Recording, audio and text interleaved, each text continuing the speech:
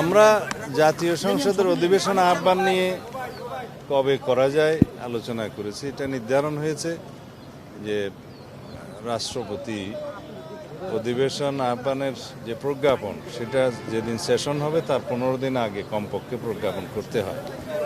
তো এই সামারিটা জাতীয় সংসদ সচিবালয় থেকে মাননীয় প্রধানমন্ত্রীর দপ্তর হয়ে রাষ্ট্রপতির কাছে যাবে।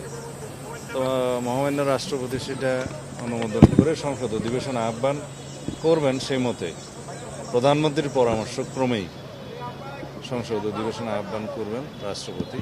সেটা নির্ধারণ হয়েছে 12 তারিখে মার্চের সংসদ অধিবেশন আহ্বান করা হবে এবং সেই অধিবেশনে কি কি কর্মসূচি থাকবে, কার্যসূচি, অর্ডার অফ দি ডে, সে বিষয়ে আলোচনা হয়েছে।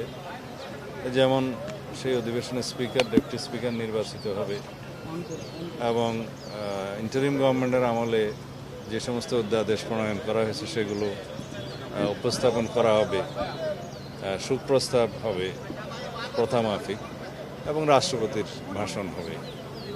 আর অন্যান্য যে সমস্ত বিষয় থাকবে সেগুলো পার্লামেন্টের রেগুলার যেগুলো জব সেগুলো। এই আলোচনা সেটা নির্ধারিত না, সে বিষয়ে এখনো কোনো আলোচনা হয়নি। স্পিকার, ডেপুটি স্পিকার চূড়ান্ত হয়েছে কিনা সেগুলা পরে হবে। তারপরে আমরা দেখেছি যে এক ধরনের সন্ত্রাসী কর্মকাণ্ড হয়েছে একবারে একটা অফিসে ঢুকে। এই ধরনের কর্মকাণ্ডগুলোকে আপনার এরকম একটা সংবাদ আমাদের কানেও এসছে। আমি এটা খোঁজ নিতে বলেছি, তদন্ত করে আমাদেরকে রিপোর্ট সাবমিট করতে বলেছি। যদি সেরকম কিছু হয় এটা আমরা এই সমস্ত বিষয়ে কঠোর ব্যবস্থা নেব। আর পুলিশের টপ লেভেল পর্যন্ত পরিবর্তন আসতে পারে, সেটা কি শীঘ্রই আসবে নাকি আরো দেরি হবে?